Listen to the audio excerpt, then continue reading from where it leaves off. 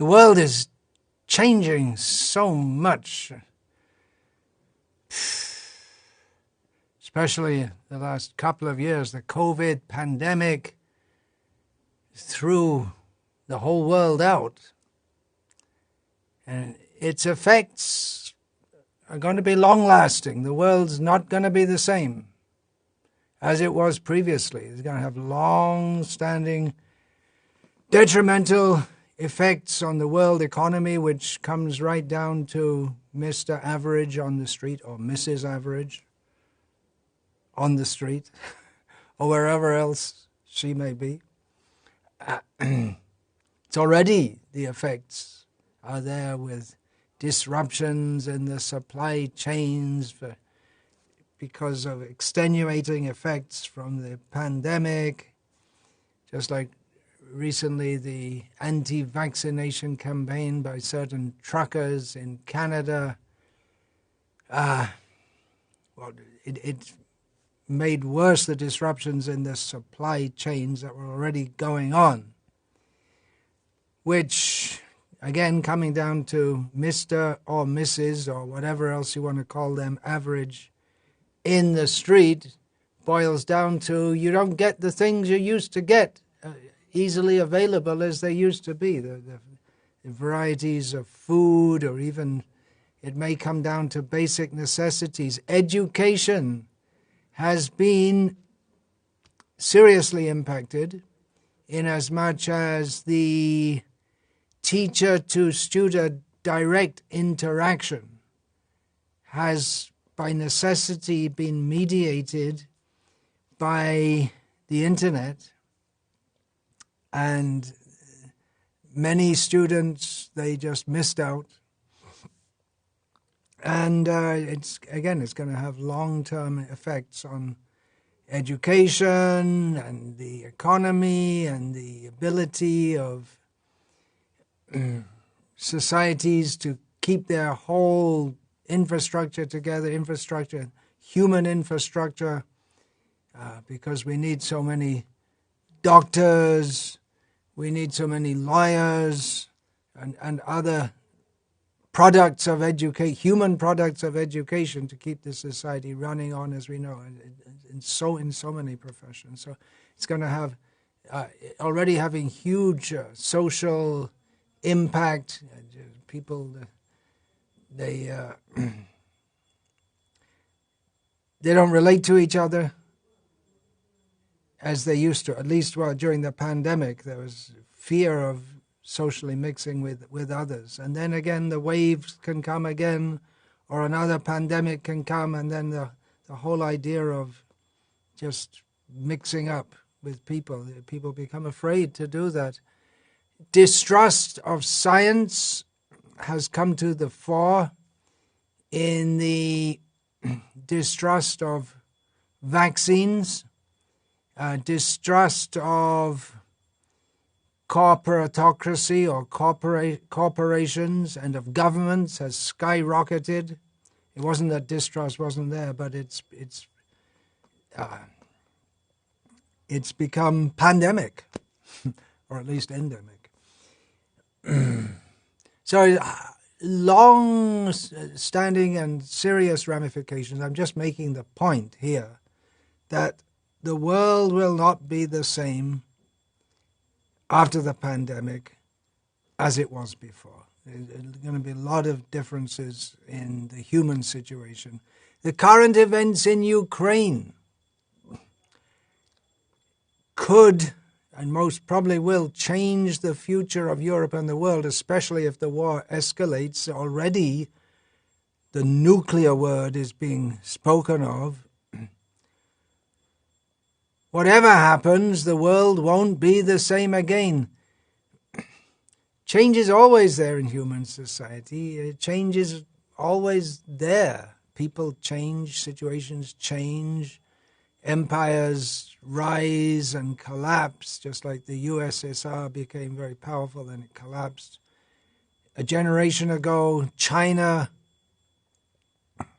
wasn't anything like the power that it is. It is now, militarily, economically.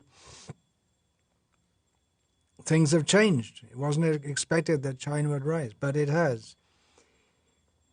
I was born and raised in England, but when I go back there, which hasn't been for over 2 years now, thanks to the pandemic, is largely the cause, I find that it's different in so many ways. Immigration has made a lot of difference. The attitudes of the younger generation. When I was growing up, there was the generation gap between us and the parents' generation. Now there's a generation gap between myself and the generations coming behind. Attitudes are very different in so many ways. Technology, especially the internet, has changed so many things in so many ways. Just for instance, the definition of friend, a Facebook friend, is not really a friend as we used to think of it. Change was slow for hundreds of years, but the pace has picked up as the pace of technological development or progress or whatever you want to call it, as it ever increases. The 1960s and the early 70s was a time of great social change in the Western world, especially in the Anglosphere, especially in the United States and Britain. Young men started growing their hair long, and there was widespread use of psychotropic illegal drugs for quote-unquote mind expansion.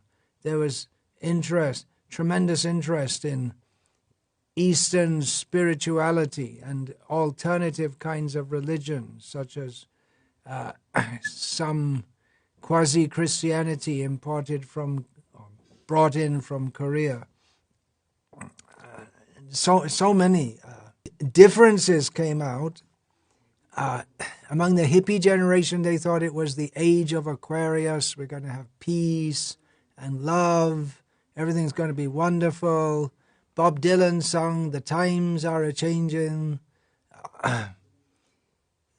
What did he sing? For fathers and mothers throughout the land, your children are beyond your command, for the times are a-changin'.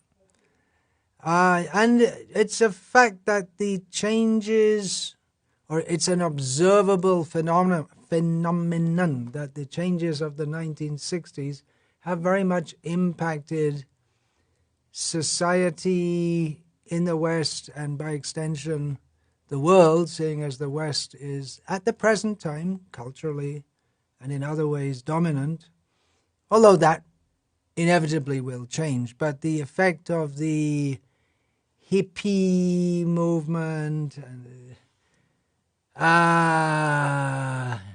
what is that? So many things have changed. The human rights, the move for human rights. Of course, it wasn't the hippies that brought all that out. The Martin Luther King with the civil rights for the black people, but the hippies took it up. And civil rights, and that has morphed into feminism, gay rights, women's rights, gays' rights. Now we have LGBTQ plus rights, and there's, especially in America, the United States of America, a backlash against that. So the whole country is highly polarized. It's not the same situation as it was a generation ago. Far from having the age of Aquarius, we're having the age of random mass shootings, among other things. Anyway, one thing is for sure, the world has changed, and it's changing a lot, and it will go on changing. The only thing that doesn't change is that the phenomenon of change continues, and people are busy making predictions. There are people who work for companies, financial advisors, investment advisors, work for governments, making economic predictions, political predictions, environmental predictions have been ignored. The effect of industrialization on the world environment have been ignored to a large extent, and the warnings are coming true, and it's irreversible now. So even if you make dire predictions, money rules. That's one thing we can predict, that people aren't going to listen to you if some big people up there with lots of money are not going to listen to you, listen to your warnings if they think that they're already too much money is going to be affected by your proposed policies for reducing carbon emissions or whatever. Predictions, astrologers are professional prediction makers. Actually, astrology is not meant only for making predictions, but it's largely identified with that. They mostly seem to get it wrong, at least those who make sweeping predictions about the world situation. Practically every time there's an eclipse, and there are about 3 to 7 eclipses every year, we hear the astrologers saying, "Oh, this means, very inauspicious, very bad things are going to happen." Bad things are happening all the time. There was that 2K prediction that the whole world was just going to descend into chaos at the stroke of midnight at the end of the year, 1999, due to some foul up in the computer system. I didn't buy into it. I can proudly say. But there are many who are convinced that, it's going to be a major collapse of society. The end of the Mayan calendar, that's another. So no doubt there will be huge shake-ups in society, and there will be huge change, but it's not that all these predictions, Jesus is coming, Jesus is coming. When is he coming? Just in a few months. I've been hearing that all my life. And if I was 200 years old, I probably would have been hearing it for the last 200 years. He's coming. It's nice if he comes. Seems like a pretty good guy, Jesus. But these predictions, Jesus is coming, just coming now. It can't take it too seriously. But one thing is for sure, that change is always there. And it makes life interesting. How interesting do you want life to be? If life is steady and stable and you can count on people to do the things they're expected to do, you can trust people because they don't change all the time. It makes life more interesting if things are changing all the time, but it's also unsettling. It can be inspiring if you want to be a leader in making change, like Elon Musk, for instance.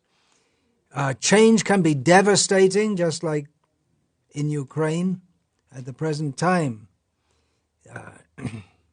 I got some information from some of my disciples in Ukraine that the general feeling in Ukraine was that they'd heard so much talk about the expected invasion of the Russian troops, but they didn't believe it would happen. They're amazed it actually happened, and it's happened, and it's really impacting the whole situation there.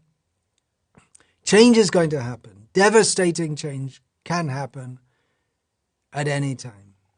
You just don't know when and where disaster is going to strike, but disaster does strike. It changes the way of the world.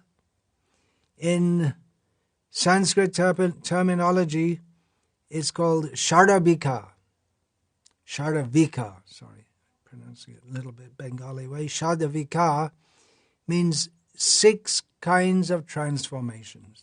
These are very broad categories. There is birth or generation.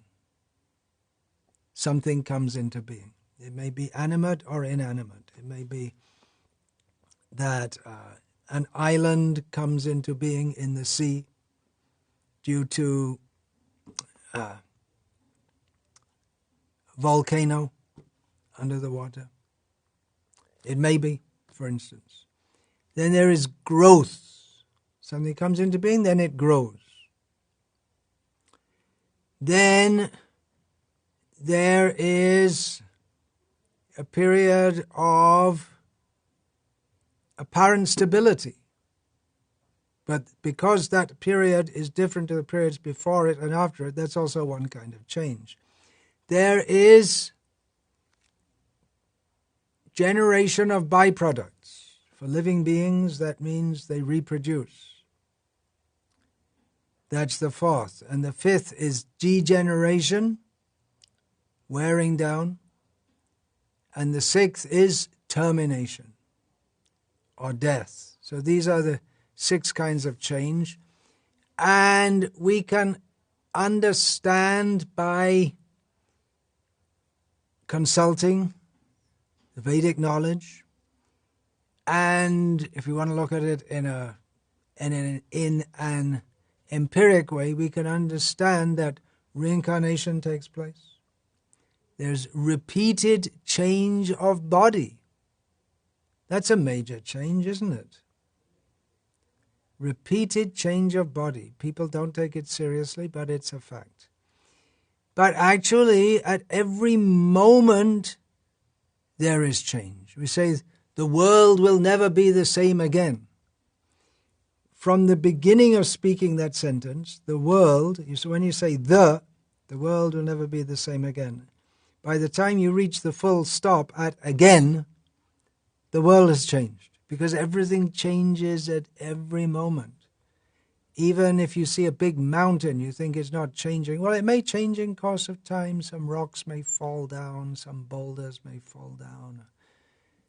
But actually, at the subatomic level, it's frantically changing at every nanosecond.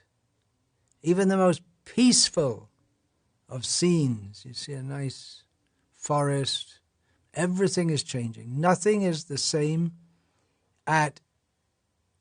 from one moment to the next. Nothing is the same. Everything is always changing. Even mentally, our condition changes. We may wake up in the morning in a bad mood and pick up a better mood later. In our life, with the mentality of a child is different to that of a teenager, and that is different to that of a young adult and an old adult. It changes. Men and women. Of course, this is a very broad generalization, but they generally have a different outlook. Now, that's not change in terms of time, unless you say that someone who's a man in this life is a woman in the next life. Anyway, that society will change is inevitable, and particularly we are in what the Vedic knowledge terms as Kali Yuga. Just as there are cycles of seasons. In temperate climates, there is spring, summer, autumn, winter, 4 seasons. In much of India, there are 6 seasons, because there's the monsoon season. There is spring, summer, monsoon, and then between the monsoon and then the autumn, there's another season, and then there's the winter. So 6 seasons, each of 2 months. So there are 4 seasons, so there are 4 massive ages of time Satya Yuga, Treta Yuga, Dwapara Yuga, and Kali Yuga. Kali Yuga, we're in the Kali Yuga now. It's the worst of times. It's 5,000 years ago, and will continue for another 427,000 years. And at the beginning of this age, the great sage Vyasadeva, who is the compiler and the editor of the Vedic literature, not the author, there's no author. So he gave predictions for the human condition in the age of Kali Yuga. And it's not good. Change, yes, and change getting worse every day. In summary, he gave many descriptions, specific things, such as lavanyam keshadharanam. People will think that they are very beautiful just according to their hairstyle. So much emphasis on hairstyle. That's just one of his predictions. But summarizing the whole situation, he said, Sanskrit language, Tataschanudinam dharma satyam shocham kshamadaya kalena balina rajan nangshantyayur balam smritihi. Thereafter, he's saying thereafter, after the previous age, Kali Yuga will ensue, with the passing of everyday dharma. The word dharma has many connotations. Here it can be understood to mean the sense of righteousness upon which actually civilized human beings should base their life. That will decrease day by day. Truthfulness will decrease day by day. Cleanliness, the quality of cleanliness in humans, will decrease day by day. The tolerance will decrease day by day. Now, tolerance is a very broad term. We can talk about tolerance of various religions. We can talk about religious tolerance, racial tolerance. There's also tolerance, the ability to tolerate difficulty, to be stoic, or not to get upset by little things all the time. Daya, compassion, that will decrease day by day by the mighty force of time, and lifespan will decrease. Bodily strength will decrease, and mental strength will decrease. However, we also learn from the Vedic knowledge that some things stay the same. Now, we can say, obviously, the sun rising in the east, okay, but more, well, of course, that's a massively important fact for us. But concerning the human condition, and not only the human condition, the condition of all living beings, the fact that we have to go through birth and death, old age and diseases, birth after birth after birth, that condition remains the same. Existence in the material world is one of suffering. We can say at the present time the Ukrainian people are going through tremendous suffering, but it wasn't that they weren't going through suffering prior to that. And it's not that if their dream is full, or the dream of maybe most of them, that if they join the European Union and NATO, that they'll all be happy. That's another dream. We want our country to be just like America, really? Or Britain, really? So much crime and so much suicide, so much poverty, so much drug abuse. People can't trust each other. And happy. There's this idea that, well, life is better if we have freedom and democracy and Coca-Cola. But actually, it doesn't, because now I was raised in England in what's called a liberal democracy, and no doubt such polities have advantages over strictly controlled authoritarian systems. So I'm not making a pitch here for nasty dictatorship, but I'm just saying that even if we have a system set up which is supposed to be conducive to human happiness, people are suffering, they're miserable. You can't avoid that. There's nothing that anyone can do in this world to avoid the existential position of this world being miserable.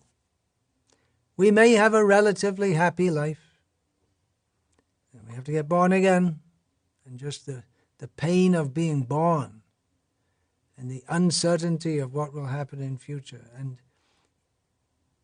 because change is the defining factor of, or a defining factor of the material condition, even if we do feel fairly happy in one situation, it will change. And then we won't be happy. It changes all the time. Now, change and misery are defining factors of the material condition, but there's something else which doesn't change, and that is our spiritual nature. The defining factors of the spiritual condition are that it is eternal, we don't change, we don't go from body to body to body, the liberated state beyond birth and death. And it's not just free from misery, but it's happy, it's not just happy, it's blissful. In material existence, we're looking for a situation where we can be happy, unmitigated happiness. It's not possible in the material condition, but we desire that because that is our inherent spiritual nature, which we are so much divorced from. Once we understand that I am by nature an eternal spiritual being, then we can understand that all the changes going around me are illusory. Even this body, I don't really have a connection with this body. I do temporarily, but temporary, it's just a flash in time. I don't really have any connection with anything to do with this material world. But because I'm trying to enjoy this material world, I get entangled in identifying with it, and therefore I have to suffer. I get caught up in its changes, and I can't control the changes. We can say that the whole of human civilization is an attempt to control the changes of material nature and steer the changes of material nature into a way conducive to our happiness, but it doesn't work. Change leads to misery. There may be material happiness, but then it will change into distress. Change means sometimes we're happy, and then sometimes we're miserable. And a man with no money who was previously rich suffers more than the man who is born with a plastic spoon in his mouth, unless he's a renunciant and he's deliberately given up that wealth. But someone who has wealth and then loses laments for it. So the wealth, either having it and then having the anxiety of having the money, and the pride and the prestige of having it, which doesn't bring happiness. It's actually this pride and prestige of thinking I'm better than others. It's actually a pain on the heart because it's opposite to our true spiritual nature. So change leads to varying conditions. Sometimes feeling happy, sometimes feeling distressed, but even in the happiness in the material world, the underlying percussion or rhythm is going on of distress. Change, sometimes we become very rich, sometimes we gain so many things, and then we lose so many things. We have friends who become enemies, and less commonly enemies become friends. We have success and then failure. These are called the dualities of material existence, and it's all miserable. So we can get all excited about what's going on in Ukraine, and it's going to change the world. Yeah, and it'll change the world in some ways, but there have been so many big things, so many huge things going on, big wars going on. We can look back at the history. What is that? The Romans fighting the Carthaginians, and the Persians fighting the Greeks, and among the Greeks, the Athenians fighting the Spartans, and it's just history to us now. At the time, it was a big thing. But we should know that whatever happens in this material world, and change will be there, and distress will be there, and terrible distress as there is in Ukraine will be there. By the way, there was terrible, terrible distress and slaughter in Ukraine even before the Russians entered. How was that? Terrible distress and slaughter of animals was going on, as it goes on in every country of the world. So don't be surprised, because what goes around comes around. Killing so many animals, and then human slaughter is the inevitable result. Anyway, we should understand that our spiritual position is unchanging, and that the one change that we need to make in our life, the one most important change that we need to make in our life, is to stop trying to adjust to the changes of the material situation, stop trying to surf the waves of material change in a manner that we think will improve our situation, because ultimately there is no improvement in our material situation. A king today and a pauper tomorrow.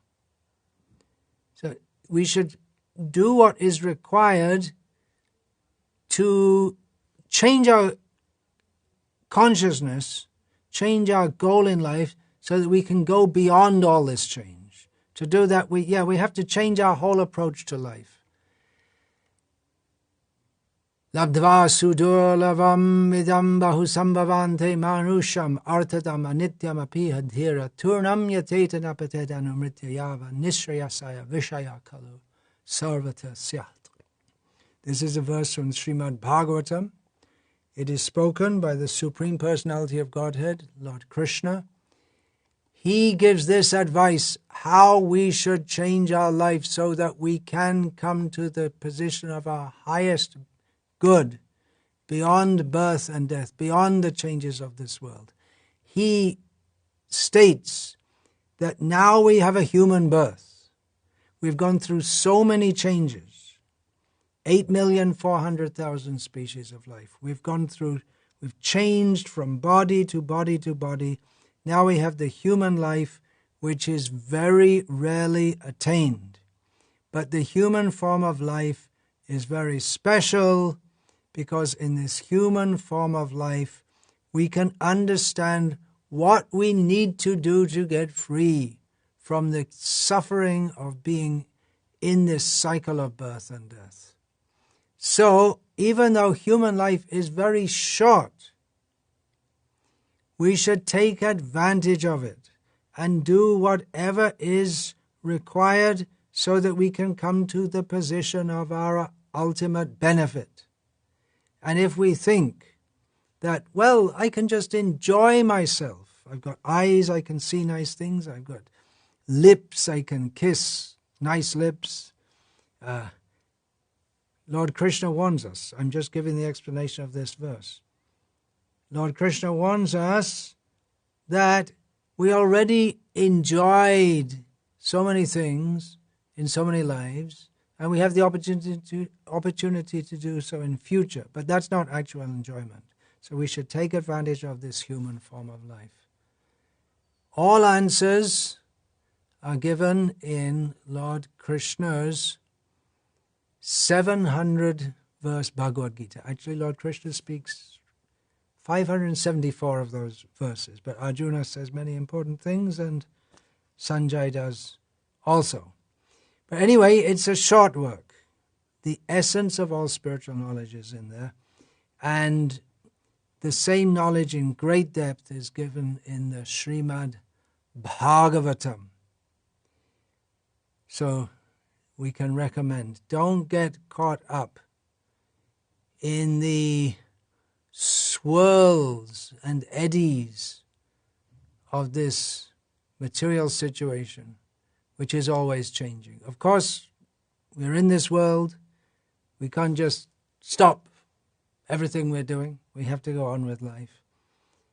But don't make our ambition to try to be happy in a place where the changing nature of the whole material situation is such that we can't be ultimately happy. It's just a fact. The dice are loaded against us. It's just like in a gambling casino. You might win sometimes, but you're set up to lose overall. However, we should be intelligent and understand, hey, why am I in this gambling house? I'm set up to lose. So, get out. It's not so easy to get out of material existence, but if we follow the instructions of Lord Krishna, as given in Bhagavad Gita and Srimad Bhagavatam, we can do. We should do. The world will never be the same again. And in some ways, it's the same all the time. Don't be too much fixated on this world. Let us fix our consciousness on Krishna. We can do that by chanting Hare Krishna, Krishna Krishna, Hare Hare. Hare Rama, Hare Rama, Rama Rama, Hare Hare.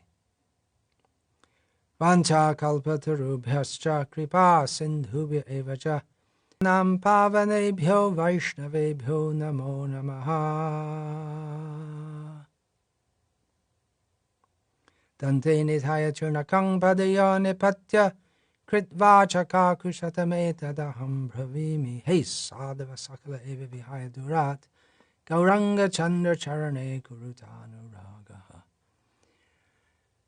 Parivadatu jano yata tatava nanumokaro navayang vicharayamaha. Hari rasa madira madati matta bhuvi vilutama nartama nirvishama.